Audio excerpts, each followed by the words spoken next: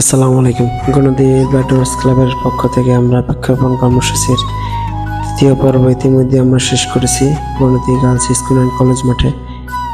তো বিভিন্ন প্রান্তে প্রান্তে আমরা গাছ রোপণ করেছি। এই সময় উপস্থিত ছিলেন গণদি গার্লস স্কুল অ্যান্ড কলেজের প্রিন্সিপাল স্যার এবং জিবিডিসির সকল সদস্যবৃন্দ।